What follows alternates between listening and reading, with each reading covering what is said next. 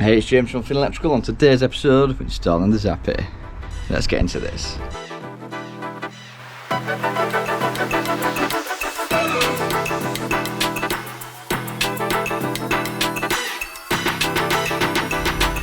Right, so into the job now then. So this is the Zappi we've got then. So we've gone for the black tethered Zappi. So let's just whip him out. Comes with a CT clamp. You got your little bracket, so that's attached onto the back, where you can wrap your cord around, and that's it really. So this is going to go up here in this nice position, so the cable's going to come around up into the Zappi, and then the customer can charge the vehicle over the on. So we're just going to mix it up today then. So we're going to get this Zappi fixed first then, so we know exactly where it's going to go. It's going to go a bit higher than usual because the tethered lead is going to come across here and then charge the car. So what we'll do then, we'll unscrew these screws, we'll pull the little fly lead off, so we've just got the body. We'll leave this on the floor just so the cable doesn't get all scratched up and that, and then we'll get the body mounted onto the wall.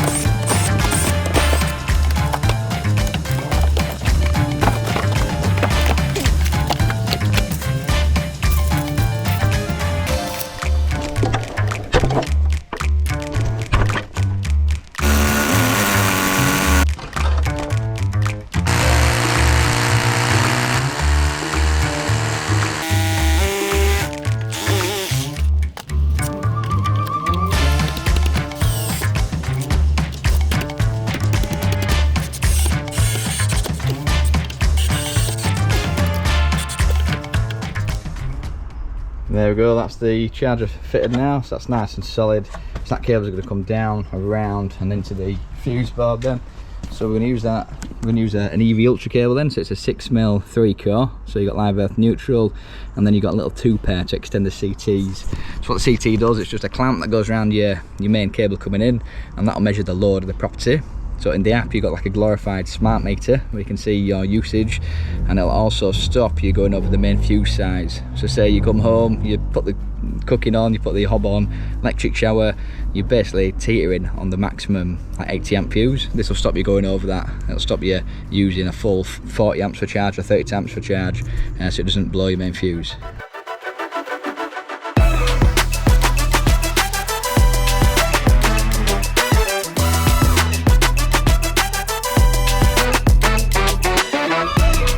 Alright, so before we get it fully clipped down, we're going to get to the exact length of what we need. So we've got more cable that end, so I'm just stripping it now then. So let's just get this on my head. So you basically just knife down it, pull apart. There's a little banana split, there's a little string that comes with it. Chop that, chop that. So this is by a company called Doncaster Cables. So they do the EV Ultra. It's really good.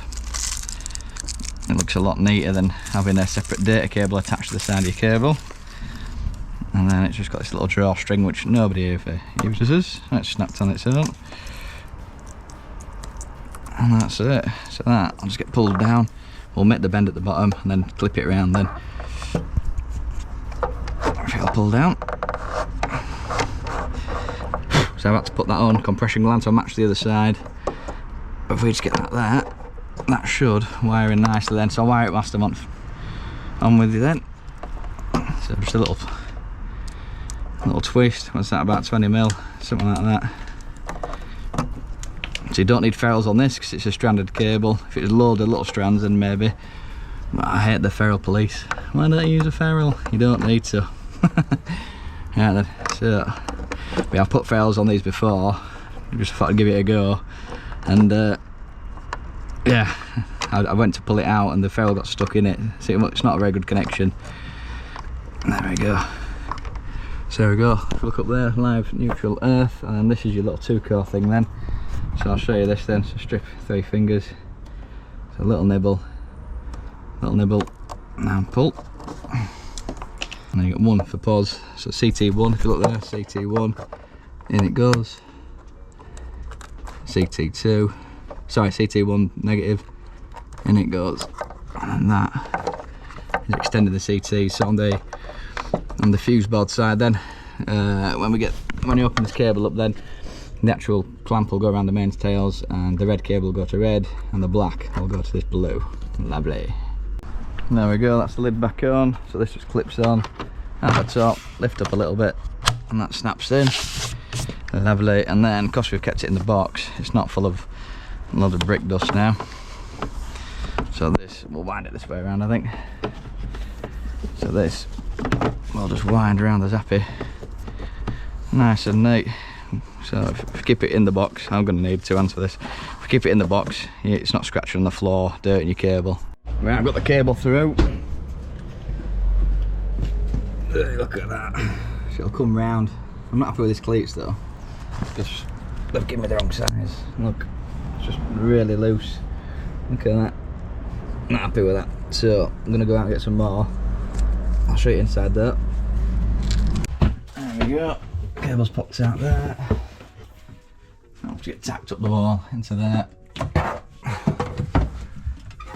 I'm going to swap out that for a Type A RCD main switch, and then bob in a 40 amp MCB. Job done.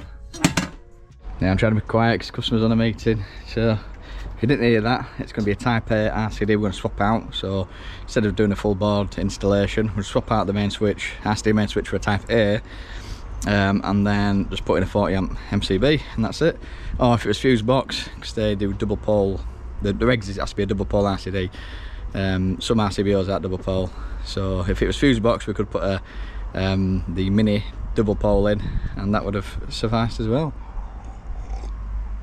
And customers got me a nice coffee.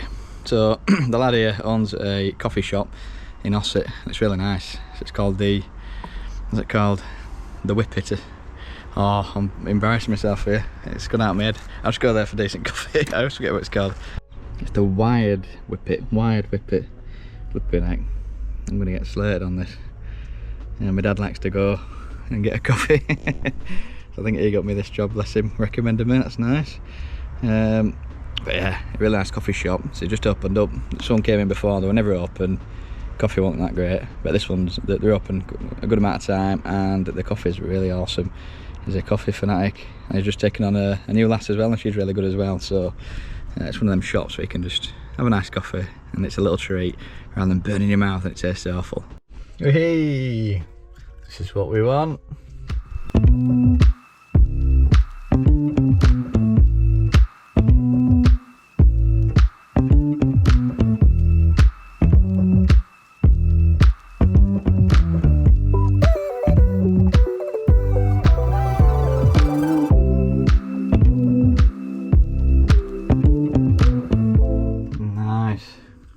Exposed copper, dodgy connector blocks.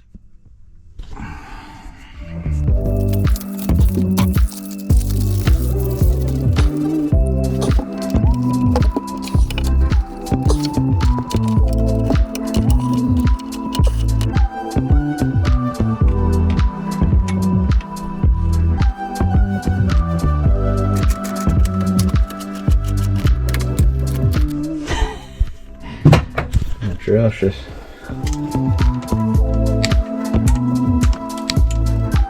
Oh, that took some doing getting that in. So customer's out of the meeting now, so we'll get that powered up. So we've got this 40 amp breaker, we've got this cable in, that's this cable nice and neat, that's their cable. That's it, Sturley, all the rubbish would come across. Yeah, just there was that much copper hanging out. They've basically just extended all got like 10 mils into these connector blocks, and then instead of extending each cable individually, they've literally just rammed it all in. So obviously the fuse board were there, and they've just rammed it all into the nearest. So they haven't bothered kneeing it up at all. So that's this back left side just absolute rammed, and it's only been done recently. They've had the kitchen done, IKEA kitchen.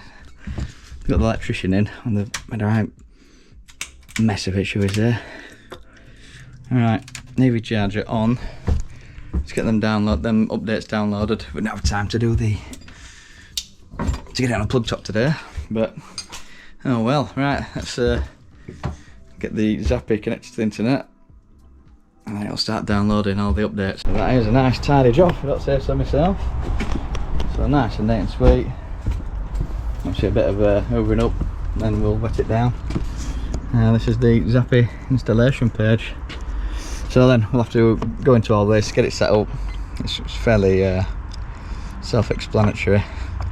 The first device installed, yes. Is it the master? Yes. Import limit, export limit. Set those up.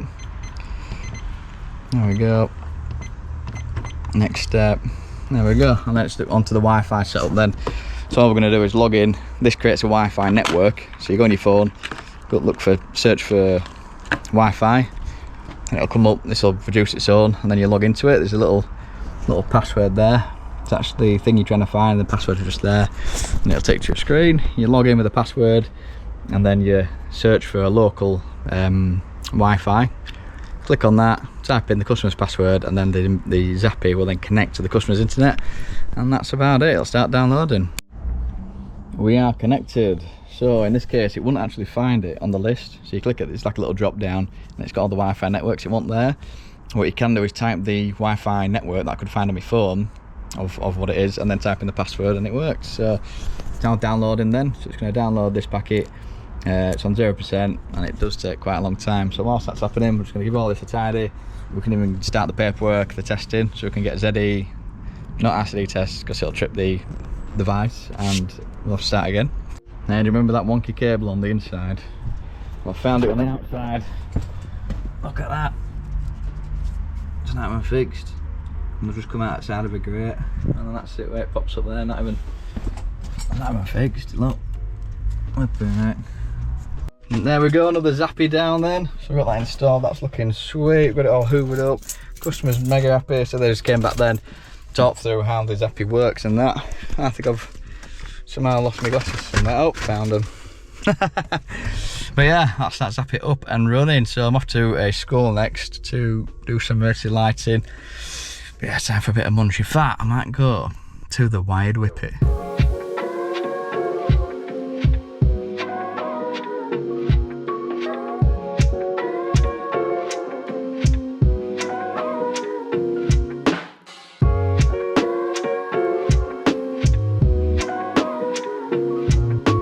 Look at that, behind the scenes of the wide whippet. I like it. Right then, if I can get it back out of this. I've got it stuck in my cup holder. If I can get it back out without squeezing cup. Come on, come on. There we go, right, we're free. Imagine getting it and then just ruining it. Let's have a try. Oh yeah. Oh, that's banging that. That's one of them coffees that I just, oh, very nice. And I got the brownie as well.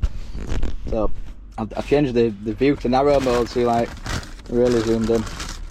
Right then, here it is. The brownie just falls to pieces. Look at that. It's not this crusty crap. Oh, it's gooey. Oh, that is brilliant. And I can't touch my camera because I'm going to get chocolate all over my camera. That's what it looks like. The wide whippet. So I've come down. It's got an Insta, wide whippet _ coffee. Go follow them. Yeah, great one.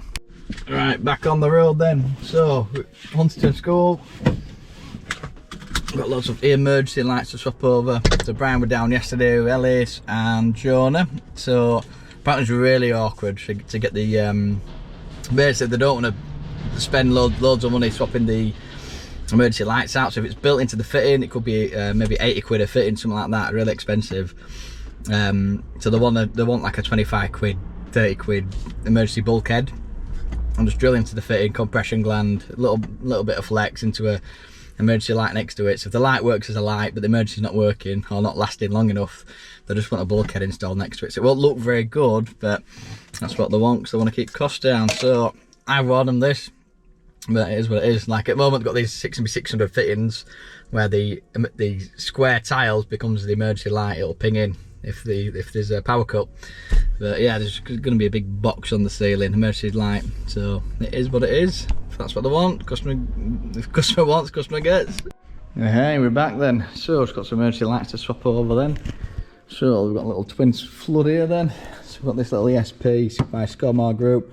It's a nice little frog eye. So it's just not working. It's not coming on hardly at all. So we'll get that swapped out for a new fitting, and then the rooms in the sides are not wired up correctly. So from memory, if we turn off the emergency key switch, it's not turning off the actual feed to the emergency key switch. It kills the permanent feed, so the lights stop working, but the emergency feed is still there, so it'll need some rewiring. So whoever's wired up this building don't know what they're doing. Yeah, even this then, so that one we're about to swap over. So if you look here, that pings off. If we come over here, I bet the charger light is still on. I can see a little green glow. It's not kicking off with the emergency key switch. So there might be a key switch elsewhere, or it's just wired directly into the mains. Yeah, this is what I'm on about with these then. So, emergency key switch, green light, nothing. So it kills the feed and not the emergency lighting feed.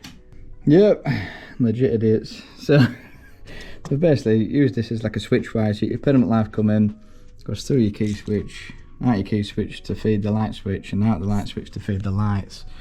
What should happen is you should have your permanent come in. Well, there's two things. So you can have like your own your emergency permanent supply come in.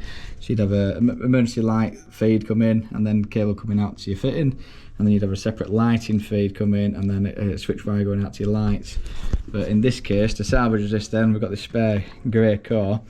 So what we're going to have to do then is basically the permanent live coming in, we'll have to take this cable and nick it off of that to feed the switch, so the light still works.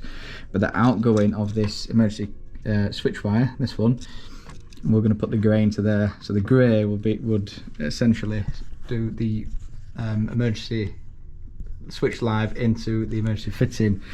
So the cabling's there, we're just going to wire it up as it should be. So whoever's just done this just don't have a clue what they're doing. So yeah, interesting. It's weekly, in fact it's daily, other people's rubbish work.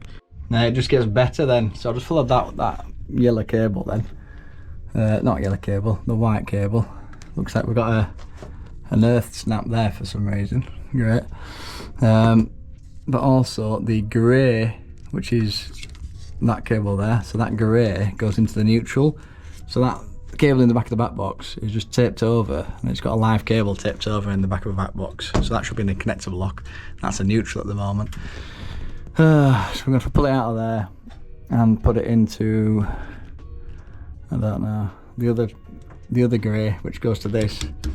Hopefully this has been wired out.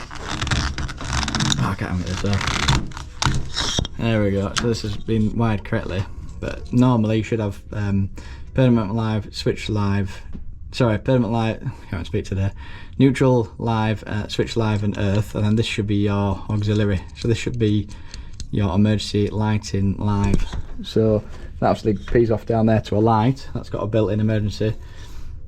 So yeah, that auxiliary terminal here should be the grey coming from the emergency key switch. So when you flick the switch off, it'll kill the feed to that auxiliary terminal, which will kill the auxiliary feed coming into the emergency light, and the emergency light will come on because it's not got its feed coming in. So it acts like a power cut, but it's not wired that way at the moment. So we're going to have to sort that out. Right then, so if you look here then, that loop terminal, or the auxiliary terminal, that should just have the grey in from here, which is the switch live from the key switch. But they are all the permanent lives for the lighting circuit, so I have to pull them out, put them in a connector block, and shove that in the back of here. Oh, it has got a loop terminal back there, we could bang it in there. But the only live that should be in there for that auxiliary should be from the key switch. So I'm going to have to rewire this. There we go, that's all rewired now then. That's all back together then. So, look at that green light now. Let's get this little key fob out. So look at that then. There we go, that works. And the room is still live. And then, light switch. There we go. That's how we do it. There we go. So it's just been wired wrong. It was missing a core. Honestly, I think every room's like this. So there's loads of little rooms dotted around here. So we're going to have to add an extra core and then rewire the switch. But yeah, the switch, there was just a grey cable just taped over, which was neutral, which is a live cable. So it wasn't even in a connector block. So yeah, I think they've just been testing it by turning off the breaker. But there's a blinking emergency lighting switch there, which not even being used properly. I don't know. Here we go, another room then, wired wrong. So this key switch literally does the same as the light switch. It just turns it off and on. Great. And then we've got a neutral capped off. Of course we do. It's just taped over. Lovely. I love live cables not fully capped off properly. So we'll make that a switch wire, then we'll do the same thing again. So that switch wire coming in is going to be the auxiliary switch wire, which is going to do the emergency light. So that A terminal on the click rails is going to turn on the feed going to the emergency light, which is this one. And then obviously the black will do the switch wire for the light. So that'll do what it's doing. So what I'll have to do again is just take this permanent feed coming in and link it. So I'll take this one out, put it over there, and then the outgoing of that will be the emergency light. There we go. Another one bites the dust. There we go. So lights on off and key switch. I can get my keys in order. Perfect. Oh. Right, so we've got another 1, 2, 3 to do. I'm not charged enough for this. I thought it'd be a simple cable switch in there. That'll take a couple of hours. Yeah, I'm going to speed up with these. There we go, that's what we've got time for today then. So you've seen the Zappi install, you've seen the wired whippet, amazing coffee, amazing brownie. And then we've seen a bit of dodgy wiring again. In the beginning, there've been loads of copper exposed. There was like a random feed in, feed out, nicked off an RCD to feed another board going to a garage. Oh, terrible work. The school, the guy can't even wire a switch properly. Oh, it's getting worse and worse. All these daily occurrences of the electricians are just terrible. Oh, and then you've got to spend loads of time fixing it, and you haven't quoted for it, so basically your just time's gone down, and you've got to work even harder and faster to get it done and do it right. Because we're not going to cut corners, are we? We're not going to cut corners. Right then, so if you've enjoyed this kind of content, hit the like button, hit subscribe, hit the little bell notification so you know when we next upload. So as always, everything from me, and we'll see you on the next one. Oh.